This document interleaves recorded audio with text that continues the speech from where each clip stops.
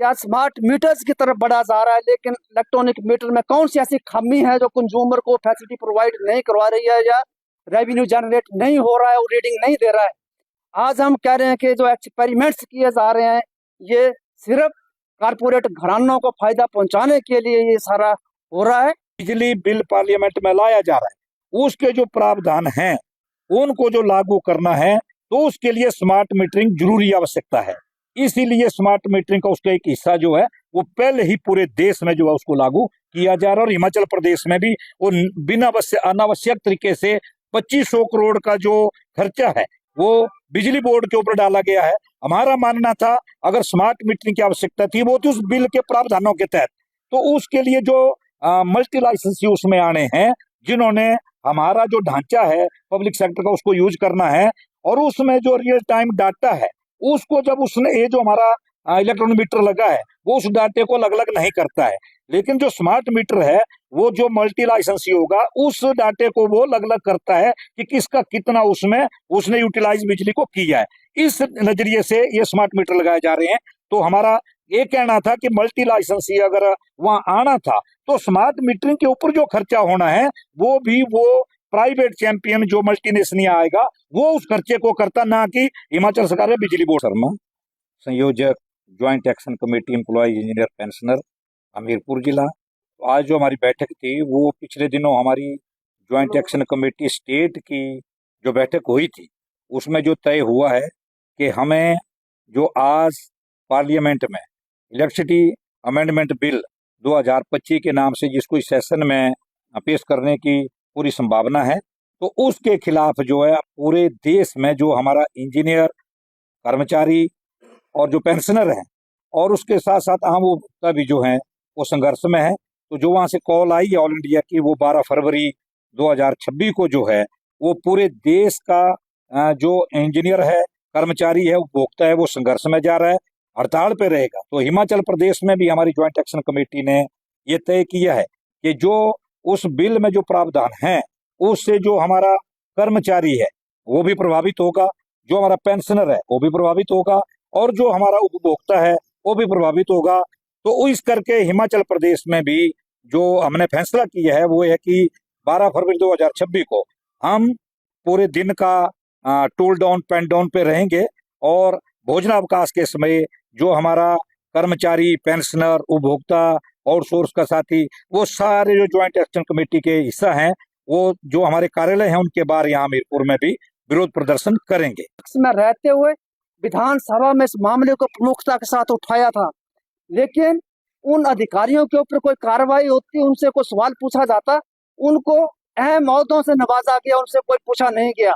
और आज मैं कह रहा हूँ कि आज स्मार्ट मीटर्स की तरफ बढ़ा जा रहा है, लेकिन इलेक्ट्रॉनिक मीटर में कौन सी ऐसी खामी है जो कंज्यूमर को फैसिलिटी प्रोवाइड नहीं करवा रही है या रेवेन्यू जनरेट नहीं हो रहा है और रीडिंग नहीं दे रहा है। आज हम कह रहे हैं कि जो एक्सपेरिमेंट्स किए जा रहे हैं ये सिर्फ कारपोरेट घरानों को फायदा पहुंचाने के लिए ये सारा हो रहा है और इसके खिलाफ पूरे देश के अंदर जो भी आंदोलन हो रहा है हम इस आंदोलन को लड़ेंगे। और साफ तौर पे एक बात और हम कहना चाहते हैं कि बिजली बोर्डों की हालत देश के अंदर खराब हुई है, सरकार की गलत नीतियों के चलते हुई है।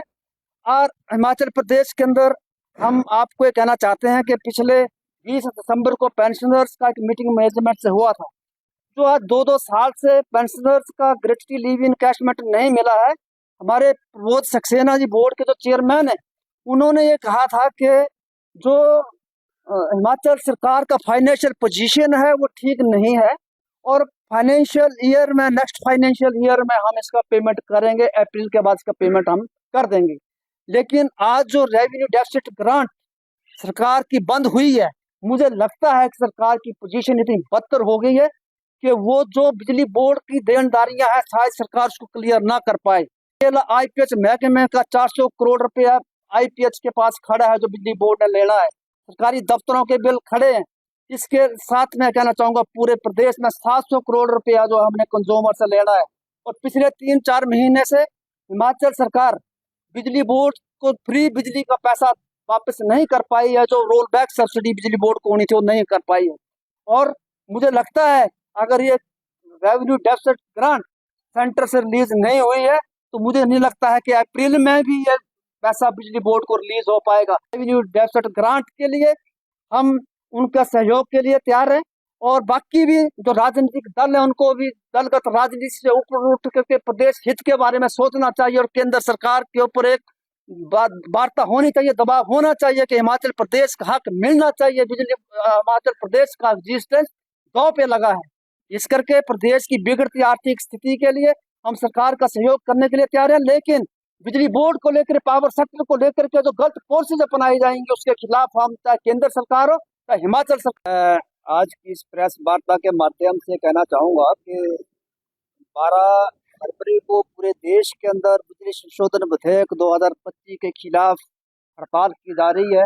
और हिमाचल प्रदेश में भी pen down tool down strike employees कर रहे हैं, और लंच आवर्स में प्रदर्शन पूरे हिमाचल प्रदेश के अंदर होंगे। हम साफ तौर पे कह रहे हैं कि बिजली संशोधन विधेयक 2025 कारपोरेट घरानों को फायदा पहुंचाने के लिए और इस बिजली क्षेत्र को धन्ना सेठों के हवाले करने के लिए ये कानून बनाया जा रहा है। और स्मार्ट मीटर्स आज के टाइम में एक कारपोरेट का जरूरत है जिसको अपना लेखा जोखा स्मार्ट मीटर के माध्यम से करना है, लेकिन एक उपभोक्ता जिसका जरूरत इलेक्ट्रॉनिक मीटर से पूरा हो रहा है उसको इसका जरूरत नहीं है। एक 10,000 का मीटर थोप देना एक जस्टिस है, और मैं कहना चाहूंगा कि इलेक्ट्रिसिटी एक्ट 2003 की धारा 47(5) कंज्यूमर को अधिकार देती है कि उसने स्मार्ट मीटर लेना है या नहीं लेना है, उसके ऊपर जबरदस्ती उसको नहीं थोपा जा सकता। और मैं ये भी कहना चाहूंगा कि जो हमारा हिमाचल प्रदेश बिजली बोर्ड एक प्रयोगशाला के रूप में इस्तेमाल होता रहा है, और प्रदेश में आज से 10 साल पहले इलेक्ट्रोमैकेनिकल मीटर्स को इलेक्ट्रॉनिक मीटर के साथ बदलने का कैंपेन चलाया गया, और आज 10 साल के अरसे के बाद भी मैं ये कह सकता हूँ कि 1 लाख से ज़्यादा इलेक्ट्रोमैकेनिकल मीटर आज भी स्टेट के अंदर काम कर रहा है जिसको नहीं बदला गया है। अभी इलेक्ट्रॉनिक मीटर्स को बदलने का काम पूरा नहीं हुआ है, सरकार स्मार्ट मीटरिंग की तरफ जा रही है। हम ये कहना चाहते हैं कि स्मार्ट मीटर्स कौन सा कंज्यूमर को फायदा देगा, क्या उससे फायदा होने वाला है? स्मार्ट मीटर एक डिजिटल मीटर है, जो इलेक्ट्रॉनिक मीटर है वो भी डिजिटल मीटर है, और इसमें वो सारे फंक्शन हैं जो स्मार्ट मीटर के अंदर है। एक्स्ट्रा अगर है तो प्रीपेड की व्यवस्था है इसमें, जिसका फायदा जो है वो कारपोरेट को है। और मैं कहना चाहूंगा कि जो ये इलेक्ट्रॉनिक मीटर स्टेट के अंदर लगाए गए हैं, इसको जब बदला गया तो मैं मीडिया के माध्यम से कहना चाहूंगा कि जिला सिरमौर के अंदर इस मीटर को बदलने की लेबर 2562 रुपया दे दी गई। मीटर की कीमत 396 रुपये थी, और मीटर बिजली बोर्ड ने प्रोवाइड कराया।